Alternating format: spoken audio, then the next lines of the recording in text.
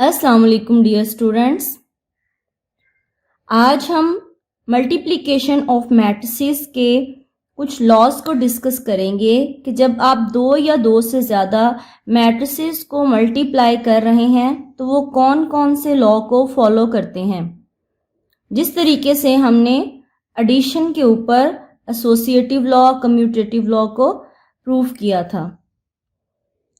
First law, associative law of under addition.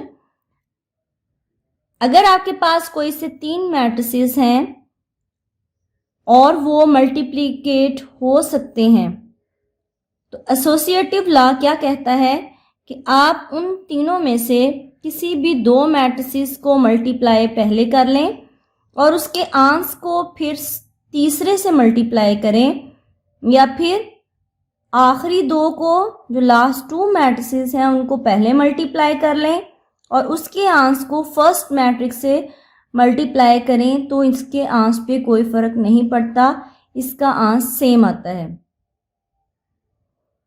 इसको हम associative law under addition कहते हैं। एक एग्जाम्पल दी गई है यहाँ आपकी बुक पर। ए, बी और सी ये 3 मैट्रिसेस दिए गए हैं और आपने इस लॉ को प्रूफ करना है। लॉ को प्रूफ करने के लिए हम उसकी लेफ्ट हैंड साइड लेंगे ए, बी और इसको मल्टीप्लाई करेंगे सी से।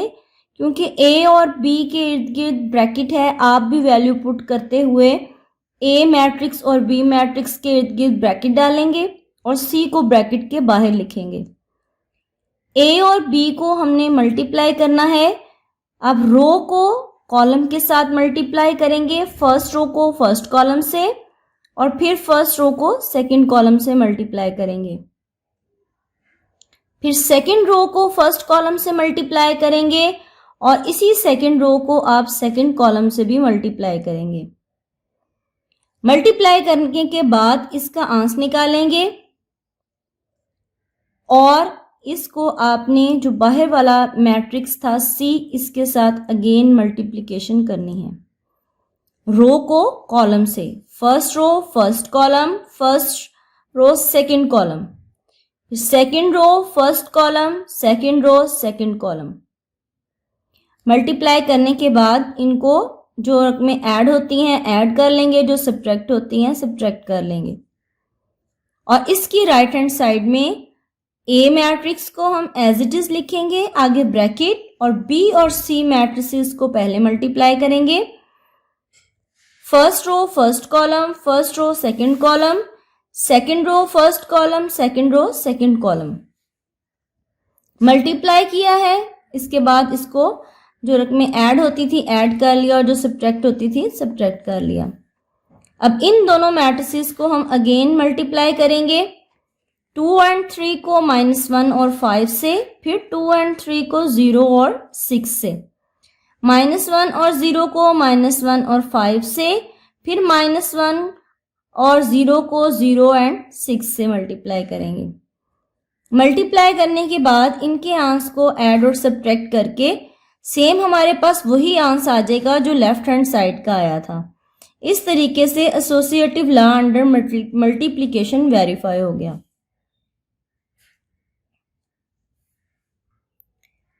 नेक्स्ट लॉ है distribution laws of multiplication over addition and subtraction. अगर आपके पास ए एंड बी कोई से 3 मैट्रिसेस हैं तो डिस्ट्रीब्यूटिव लॉ ऑफ मल्टीप्लिकेशन कहता है कि अगर ए को हम बी प्लस सी के आंस के साथ मल्टीप्लाई करें या ए बी के आंस को और ए सी के आंस को दोनों को ऐड कर लें तो इससे हमारे पास आंस सेम आते हैं। ये लेफ्ट डिस्ट्रीब्यूटिव लॉ है। और इसी तरीके से आप ए और बी के एडिशन को सी मैट्रिक्स से मल्टीप्लाई कर लें या ए सी और बी सी के जो आंस आए हैं उनको ऐड कर लें तब भी आंस सेम आता है। ये राइट डिस्ट्रीब्यूशन लॉ है। इसको प्रूफ करने के लिए हमने एग्जाम्पल लिए हैं ए, बी और सी 3 मैट्रिसेस। लेफ्ट हैंड साइड में हमारे पास ए और ब्रैकेट में बी प्लस सी है, इसलिए पहले हमने b प्लस सी फाइंड आउट करना है, b और c की वैल्यूज को ऐड करना है। फर्स्ट एलिमेंट में फर्स्ट, सेकंड में सेकंड, थर्ड में थर्ड और फोर्थ में फोर्थ ऐड करना है। b प्लस सी ऐड करने के बाद 2 3 2 1 हमारे पास मैट्रिक्स हासिल हुआ था। इसको हम a मैट्रिक्स के साथ मल्टीप्लाई करेंगे। अब 2 और 3 जो फर्स्ट रो है उसको 2 2 जो फर्स्ट कॉलम है उससे मल्टीप्लाई करेंगे। फिर इसी फर्स्ट रो को आप सेकंड कॉलम से मल्टीप्लाई करेंगे, फिर सेकंड रो को फर्स्ट कॉलम से और सेकंड रो को सेकंड कॉलम से मल्टीप्लाई करेंगे। मल्टीप्लाई करके इनको ऐड करके 10 9 -2 -3 इसका आंसर आ जाएगा। राइट हैंड साइड में हमने a को b से मल्टीप्लाई करना है प्लस a को c से मल्टीप्लाई करना है। a b का मल्टीप्लाई करेंगे, फर्स्ट रो को फर्स्ट कॉलम से, फिर फर्स्ट रो को सेकंड कॉलम से, फिर सेकंड रो को फर्स्ट कॉलम से और सेकंड रो को सेकंड कॉलम से मल्टीप्लाई करेंगे। इसी तरीके से आप 2 और 3 को 2 -1 से, फिर 2 और 3 को 2 0 से मल्टीप्लाई करेंगे। -1 0 को 2 -1 से और फिर -1 0 को 2 0 से मल्टीप्लाई करेंगे। मल्टीप्लिकेशन करने के बाद इनको ऐड करने के बाद ये 9 5 0 -1 ए बी का आंसर आ गया और 1 4 -2 ये ए सी का आंसर आ गया। अब हम इन दोनों को ऐड करेंगे और ऐड करने के बाद 10 9 -2 -3 इसकी लेफ्ट हैंड साइड हमारे पास आ गई, जो ये दिखाती है कि आप b प्लस सी के आंसर को a से मल्टीप्लाई कर लें या a b plus a c, दोनों की साइड्स सेम आती हैं। इसी तरीके से distribution loss of multiplication over subtraction भी है। जहां पे पहले हमने दो मैट्रिसेस को ऐड किया था, अब हम इनको पहले माइनस करेंगे और माइनस करने के बाद उसको ए मैट्रिक्स से मल्टीप्लाई करेंगे और देखेंगे कि ए बी माइनस ए सी का आंसर भी वही आता है। इसी तरीके से हम a माइनस बी करेंगे और उसके आंसर को c से मल्टीप्लाई करेंगे और वो इक्वल आएगा ए सी माइनस बी सी के। इनमें से भी हम एक सॉल्व करते हैं, प्रूफ करके देखते हैं। ए बी सी 3 मैट्रिसेस दिए गए हैं, इसमें से लेफ्ट हैंड साइड को सॉल्व करना है। a into B minus C, A matrix लिखेंगे, आगे ब्रैकेट्स b और c मैट्रिक्स की वैल्यूज पुट करेंगे। अब माइनस करने के लिए आपने फर्स्ट एलिमेंट को फर्स्ट से माइनस करना है, सेकंड को सेकंड से, और फिर दूसरी रो का भी फर्स्ट एलिमेंट फर्स्ट से माइनस होगा और सेकंड सेकंड से। माइनस करने के बाद -3 0 0 -2 ये हमारे पास हमें हासिल हो गया और इसके बाद हम इसको a से मल्टीप्लाई करेंगे। 2 और 3 को मल्टीप्लाई करेंगे -3 और 0 से। उसके बाद फिर इस 2 और 3 को मल्टीप्लाई करेंगे 0 और -2 से।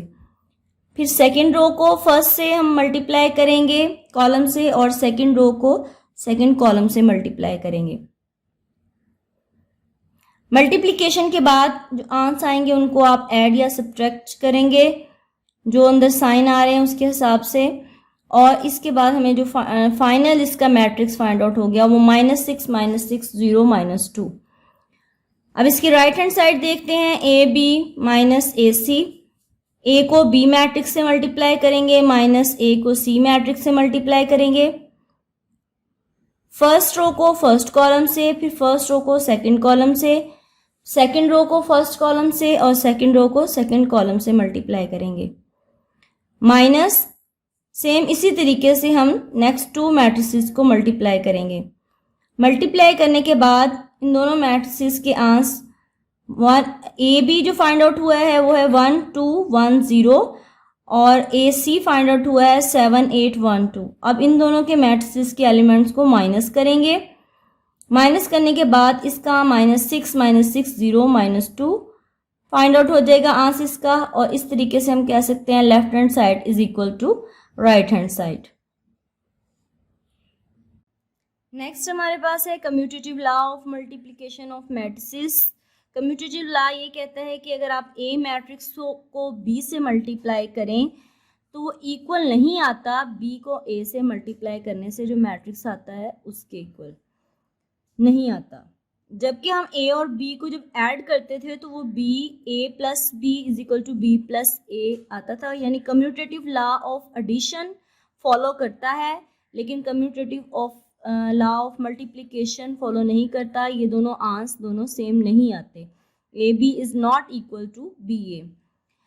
एग्जाम्पल देखते हैं। ए और बी दो मैट्रिसेस दिए हुए हैं, पहले हमने ए को बी से मल्टीप्लाई करना है, तो first row first column, first row second column, फिर सेकंड रो फर्स्ट कॉलम और second row second column multiply करके आंसर हमारे पास आ गया 0 -2 2 -6। और जब b को a से मल्टीप्लाई करेंगे पहले हम b की वैल्यू पुट करेंगे और फिर a की, और फिर 1 0 को 0 2 से मल्टीप्लाई करेंगे, 1 0 को 1 और 3 से मल्टीप्लाई करेंगे, फिर 0 -2 को 0 2 से मल्टीप्लाई करेंगे और फिर 0 -2 को 1 और 3 से मल्टीप्लाई करेंगे। मल्टीप्लाई करने के बाद इसका आंसर आ जाएगा 0 1 -4 -6। और हम देख सकते हैं कि ये दोनों आंसर सेम नहीं है, ए बी का वैल्यूज और बी ए की वैल्यूज सेम नहीं आई। ये शो करवाती हैं कि A B is not equal to B ए।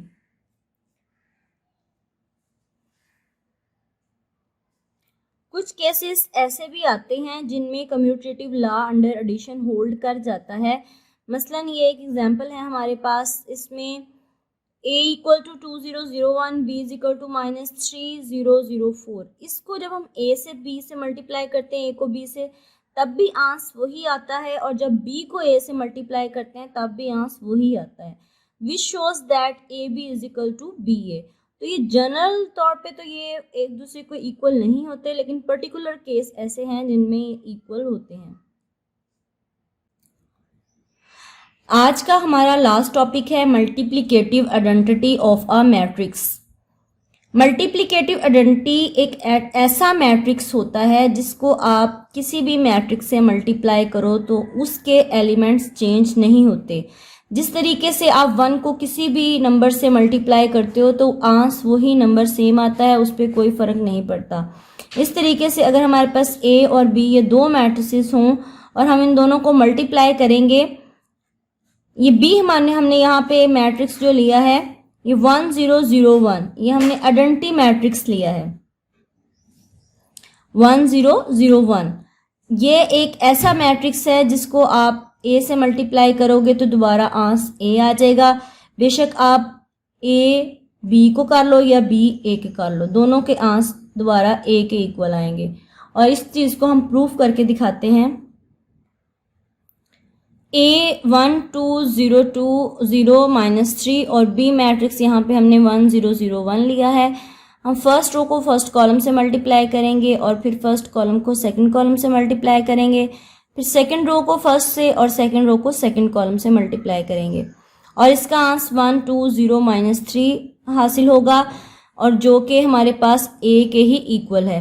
इसी तरीके से हम B को A से मल्टीप्लाई करते हैं 1 0 0 1 को 1 2 0 -3 से, तो मल्टीप्लाई करने के बाद हम देखेंगे कि इसका आंसर भी 1 2 0 -3 ही आ रहा है, यानी ये अगेन A के ही इक्वल है। तो 1 0 0 1 हमारे पास एक आइडेंटिटी मैट्रिक्स है, A B equal to A is equal to B A. इसके साथ ही हमारा आज का लेक्चर ख़त्म होता है। एक्सरसाइज 1.4 का क्वेश्चन नंबर 6 हम कल सॉल्व करेंगे। मिलते हैं नेक्स्ट लेक्चर में। अल्लाह हाफिज़।